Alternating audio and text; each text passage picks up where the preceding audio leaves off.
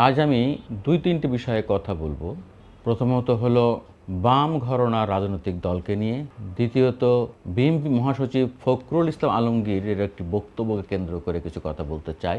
তৃতীয়ত হলো ভারতে এসেছেন সেই বহুল আলোচিত তুলসী গাবার্ড।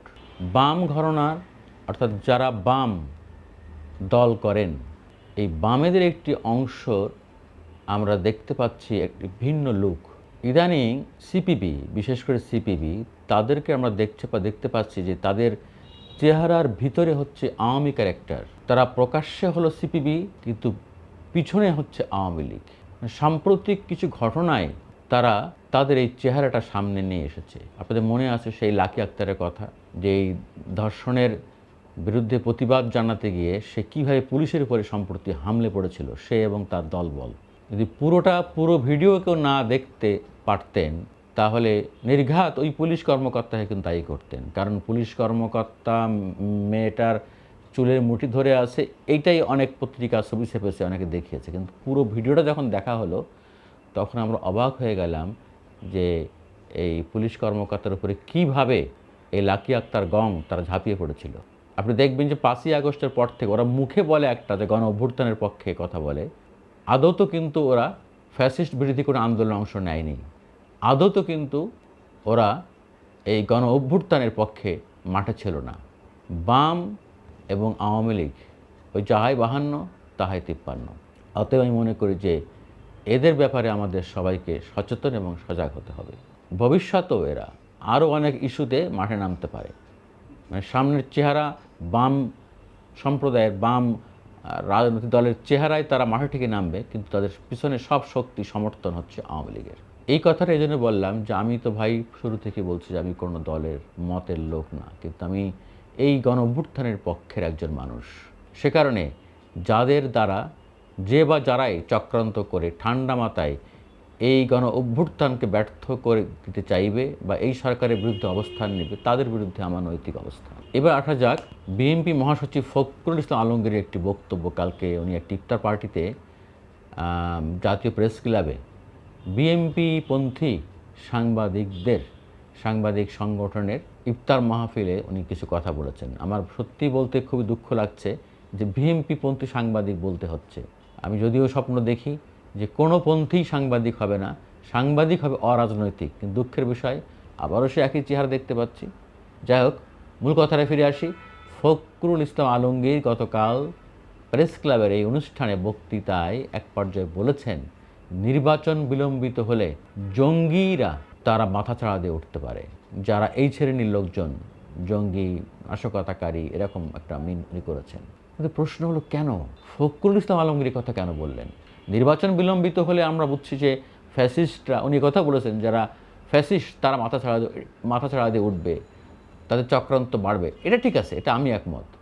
কিন্তু নির্বাচন বিলম্বিত হলে জঙ্গিরা, যারা এই ধরনের জঙ্গি সন্ত্রাসীরা, তারা মাথাচাড়া দিয়ে উঠবে কেন?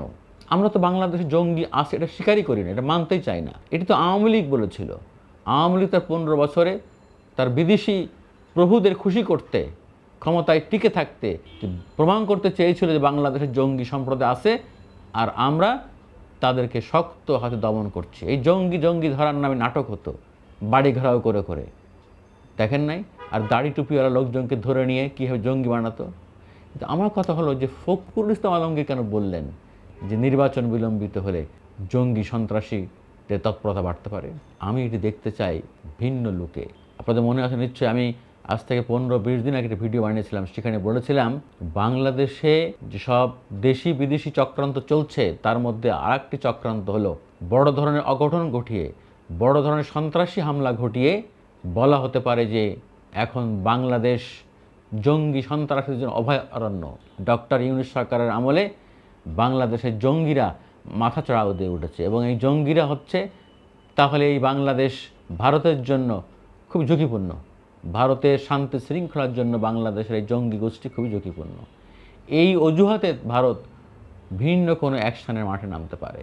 ইয়েস, আমার ধারণা ফখরুল ইসলাম আলমগীর হয়তো বিষয়টি খোলাসা করে বলেননি, কিন্তু আমি কনফার্ম উনি এটাই বোঝাতে চেয়েছেন যে নির্বাচন বিলম্বিত হলে যতগুলো ষড়যন্ত্র ডালপালা বিস্তার করবে, তার মধ্যে এটি একটি টুলস যে বাংলাদেশে পরিকল্পিতভাবে পাবলিক প্লেসে জঙ্গি সন্ত্রাসী হামলা ঘটনা, মানে সন্ত্রাসী হামলা ঘটনা ঘটতে পারে, ঘটনা হতে পারে। আপনাদের মনে আছে নিশ্চয়ই 21শে আগস্ট সেই গ্রেনেড হামলা, আপনার কথা, আওয়ামী লীগের সমাবেশে, বঙ্গবন্ধু এভিনিউতে আওয়ামী লীগের সমাবেশে 21শে আগস্ট গ্রেনেড হামলা হয়েছিল। সেটি কি ছিল? সেটি ছিল পরিকল্পিত একটি সন্ত্রাসী হামলা এবং তার সঙ্গে দেশি বিদেশি চক্র জড়িত ছিল। ঠিক তেমনি আমার ধারণা এরকম একটি ব্লু প্রিন্ট সামনে আগাত যে বাংলাদেশকে জঙ্গি তকমা দেওয়ার জন্য এই ধরনের সন্ত্রাসী হামলা ঘটতে পারে। অতএব আমি ফখরুল ভাইয়ের সাথে একমত, এই ধরনের সন্ত্রাসী কর্মকাণ্ড ঘটতে পারে। অতএব আমাদেরকে সবাইকে এই ব্যাপারে যার যার জায়গা থেকে সজাগ সচেতন হতে হবে। এবং ওই যে আমি প্রায় বলি যে হ্যাঁ, আমাদেরকে মিনিমাম একটা সংস্কার, যে বেসিক সংস্কার যেটা বলি আমরা, যে রাজনীতিতে সংস্কার, রাজনৈতিক নেতাদের সংস্কার করে যারা সংস্কার হলে দেশ ভালো চলবে, ভালো থাকবে, সেই সংস্কারটা হাত দেন এবং ভালো লোককে নমিনেশন দেন, ভালো লোককে নমিনেশন দেওয়ার প্রতিশ্রুতি দেন, গ্যারান্টি দেন, দিয়ে আমরা আসেন দ্রুত নির্বাচনের দিকে এগিয়ে যায়।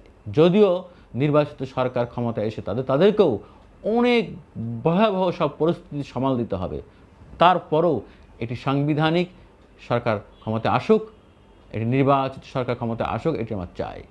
মার্কিন ন্যাশনাল ইন্টেলিজেন্সের পরিচালক তথা মার্কিন গোয়েন্দা প্রধান তুলসী গাবার্ড 3 দিনের এক গুরুত্বপূর্ণ সফরে রোববার সকালে দিল্লিতে পৌঁছেছেন। এই সফরে তিনি যেমন বিশ্বের বিভিন্ন দেশের গোয়েন্দা প্রধানদের এক শীর্ষ সম্মেলনে অংশ নেবেন, তেমনি আলাদা করে একান্ত বৈঠক করবেন ভারতের জাতীয় নিরাপত্তা উপদেষ্টা অজিত দোভালের সঙ্গে। অজিত দোভাল ও তুলসী গাবার্ডের মধ্যকার বৈঠকে নানা বিষয়ের মধ্যে বাংলাদেশ প্রসঙ্গে আলোচনা হবে। দেখছেন কেমন চুলকানি? ইদানিং দেখবেন যে ভারতের সব গুরুত্বপূর্ণ নেতারা কোথাও এই ধরনের দ্বিপাক্ষিক মিটিং করলে, এরাও যুক্তরাষ্ট্রে যে ভারতের পররাষ্ট্রমন্ত্রী জয়শঙ্কর যে মিটিং করেছেন কয়েকটা, সেখানেও উনি দেখা যায় বলা হচ্ছে যে বাংলাদেশ নিয়ে আলোচনা হয়েছে। আবার এখন তুলসী গাবার্ড ভারতে আসবেন, সেখানে বলা হচ্ছে যে অজিত দোভালের সঙ্গে তার আলোচনা হবে, সেখানে বাংলাদেশ নিয়ে আলোচনা হবে। কেন রে ভাই, বাংলাদেশ নিয়ে এত চুলকানি কেন? বাংলাদেশ তোমাদের কি করেছে? মানে ভয় দেখায়, এটা ভয় ছড়িয়ে দেওয়া হয়। আরে ভাই, এটা স্বাধীন রাষ্ট্র, বাংলাদেশ একটি স্বাধীন সার্বভৌম রাষ্ট্র, ভয় দেখানোর কিছু নাই। এখানে তো ওই 1971 সালে কিভাবে মুক্তিযোদ্ধারা জীবন দিয়েছে বাংলাদেশের নতুন স্বাধীন রাষ্ট্রের জন্য, তা পুরো বিশ্ব প্রত্যক্ষ করেছে। 30 লাখ শহীদের রক্তের বিনিময়ে অর্জিত এই স্বাধীন বাংলা। আর 24শে গণ অভ্যুত্থানে 1,500-এর বেশি যুবক ছাত্র জনতা প্রাণ দিয়েছে। এরা সব পারে, এদেরকে ভয় দেখায় লাভ নাই, জুজুর ভয় দেখায়। বাংলাদেশ তার নির্দিষ্ট গতিপথে হাঁটবে। বাংলাদেশ মাথা উঁচু করে বিশ্বের বুকে দাঁড়াবে স্বাধীন সার্বভৌম রাষ্ট্র হিসাবে, একটি শতভাগ গণতান্ত্রিক রাষ্ট্র হিসাবে। বাংলাদেশকে তার নিজের পায়ে দাঁড়াতে তোমরা সাহায্য করো, বাংলাদেশ নিয়ে টানাটানি করো না। বাংলাদেশ কারো দাদাগিরি মানবে না, মানবে না, মানবে না। আল্লাহ হাফেজ।